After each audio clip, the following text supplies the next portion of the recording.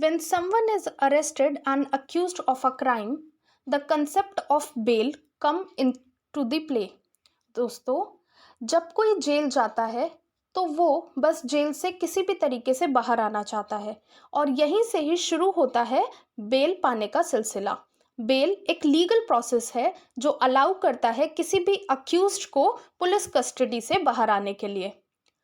और बेल का प्रोसीजर क्या है, बेल क्या होती है, क्या बेल किसी भी केस में मिल सकती है, कितने टाइप्स की बेल होती है, आज की वीडियो में हम यही जानेंगे। So welcome to your YouTube channel of educating minds. My name is Priya and today we are going to discuss bail types and its provisions. But before we begin, make sure to hit that subscribe button and the notification bell so you won't be miss any of our future videos. Alright, so let's get started. So अगर हम इसका context देखें तो पंजाब और Haryana court high court ने recently अभी anticipatory bell grant करी है पंजाब के फॉर्मर डिप्यूटी चीफ मिनिस्टर को। तो आइए हम समझते हैं कि ये बेल क्या है।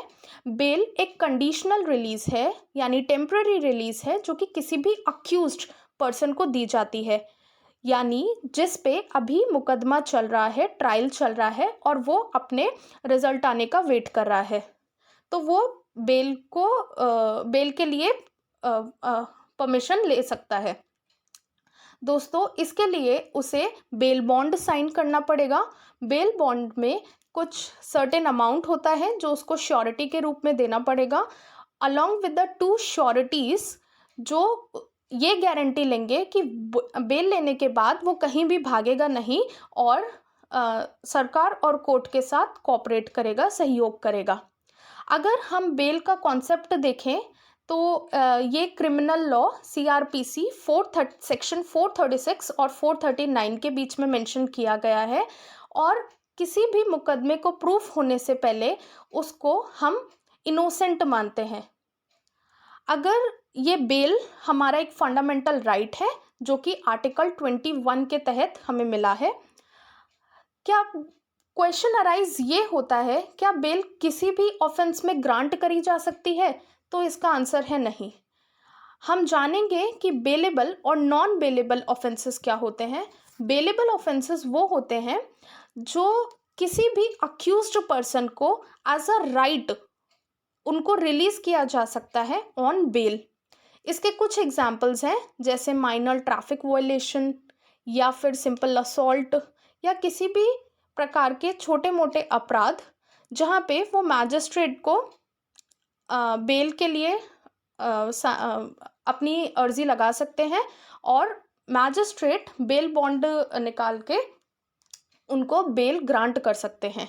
बट वहीं पे ही अगर हम नॉन बेलेबल ऑफेंसेस देखें तो ये किसी भी अक्यूज्ड पर्सन को जो नॉट एंटाइटल्ड है to be released on jail as a matter of right. But क्या यहाँ पे बेल नहीं मिल सकती? दोस्तों, यहाँ पे भी बेल दी जा सकती है, बट यहाँ पे सर्टेन कंडीशंस मैजिस्ट्रेट को ध्यान में रखनी होती हैं। अगर हम इसके कुछ एग्जाम्पल्स देखें तो इसके कुछ एग्जाम्पल्स हैं मर्डर, रेप, किडनैपिंग, और ये ज़्यादातर कॉग्निजेबल ऑफेंसेस होते हैं। कॉग्निजेबल मतलब वो जहाँ पे पुलिस को अरेस्ट करने के लिए वारंट नहीं चाहिए होता, यानी पुलिस बिना वारंट के ही अरेस्ट कर सकती है। अगर हम टाइप्स ऑफ बेल को डिस्कस करें तो कुछ टाइप्स हमारे पास लिस्टेड हैं, जैसे रेगुलर बेल।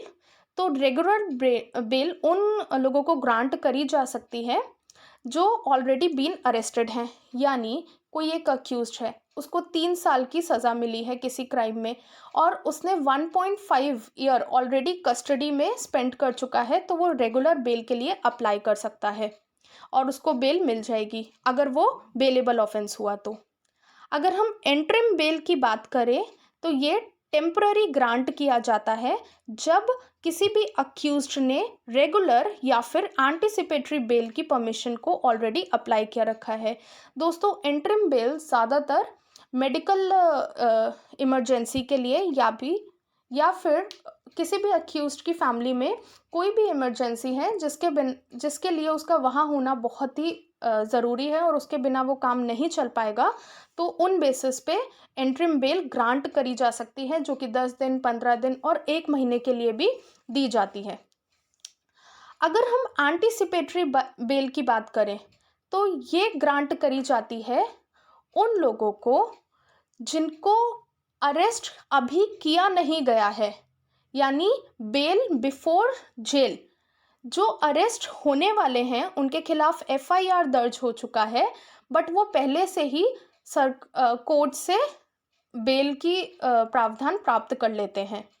और इसका रिसेंट में ही हमने एग्जाम्पल देखा था कि राहुल गांधी जी उनके ऊपर जो डिफमेशन केस चल रहा था 2019 का, तो उन्होंने पहले से ही जेल जाने से पहले ही एंटिसिपेटरी बेल कोर्ट से ले ली थी। और हमने रिसेंट बहुत एग्जाम्पल देखे हैं कि जो भी फेमस पर्सनालिटीज़ होती हैं या फिर बहुत बड़े एक्टर होते हैं, वो भी एंटिसिपेटरी बेल पहले से ही लेके रख लेते हैं।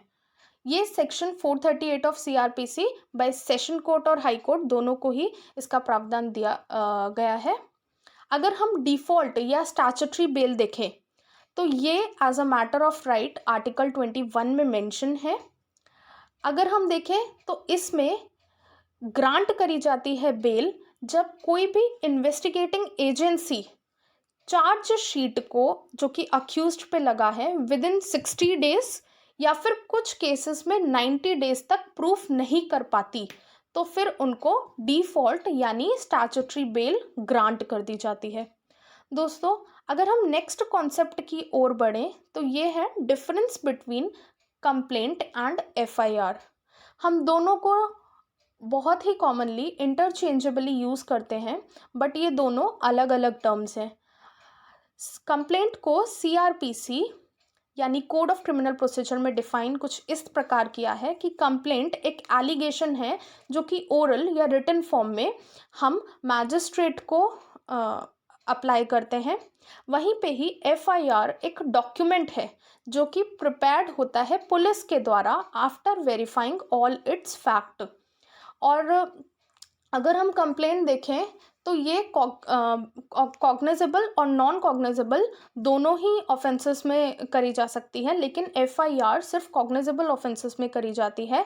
और एक बार अगर एफआईआर रजिस्टर हो गई तो उस केस को कोर्ट तक पहुंचाना ही पड़ेगा, पुलिस को उस केस को कोर्ट तक कार्यवाही करनी ही पड़ेगी। वहीं पे ही अगर कंप्लेंट की बात करें तो पुलिस उसे अपने लेवल तक ही सुलझा सकती है और सॉल्व कर सकती है। वो चाहे तो उसे कंसिडर ना भी करे, लेकिन एफआईआर दर्ज होने के बाद पुलिस को उस पर कार्यवाही करनी ही पड़ेगी। So that's all in today's video. I hope कि आपको बहुत ही सिंपल तरीके से बेल और उसके प्रोविज़न समझ में आए होंगे। एंड अगर आपकी कोई भी क्वेरी है, कोई भी डाउट है या आपको पीडीएफ चाहिए तो आप हमें कमेंट सेक्शन में बता सकते हैं। And till then stay happy, stay safe, bye bye.